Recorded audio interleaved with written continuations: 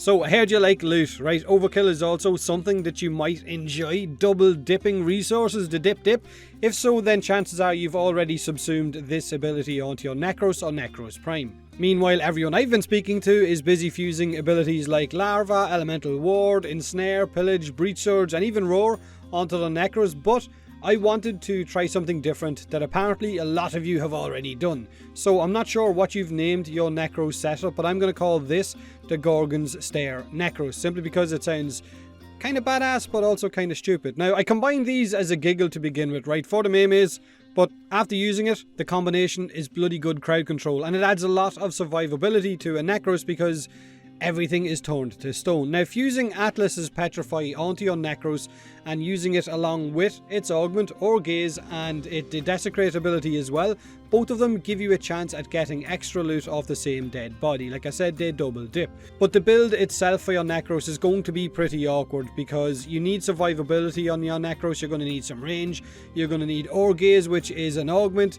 and you're going to need some power strength for that because it scales off power strength. Your chance at extra loot with Petrify needs a bit of extra power strength, so you're going to need that. Chances are you're also going to be running the Despoil augment for your Desecrate so that it's using your health and not your energy every time it desecrates a body, because if you don't, then you're going to run out of energy pretty quick. So it is a pretty clunky setup, but running a solo Steel Path survival for about an hour was more than manageable for me, so in a group it would be much easier. Now, petrified enemies will also take increased damage from you and become completely frozen, which, like I said, means that they can't deal damage to you. I think a 10-minute survival that I ran on Mars, the infested Dark Sector one on the Steel Path, gave me somewhere between 40 and 50 Morphics for 10 minutes.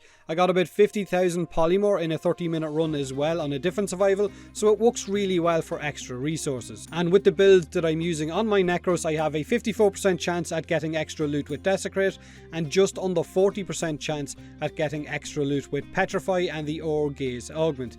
What does it sound like when I'm saying Or Gaze? It doesn't sound right with this accent, but that's because I am using Growing Power as my aura to boost the potential of my Or Gaze.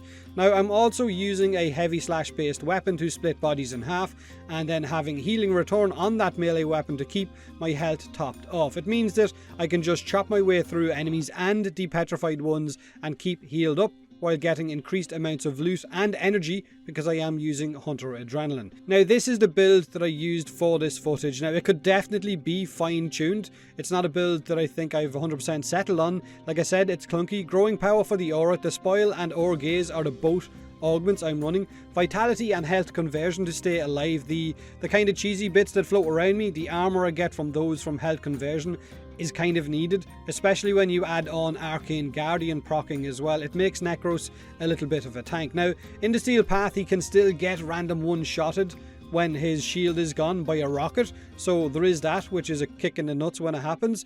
So I kind of popped on Arcane Aegis to try and solve the issue of my shield and the shield gating disappearing.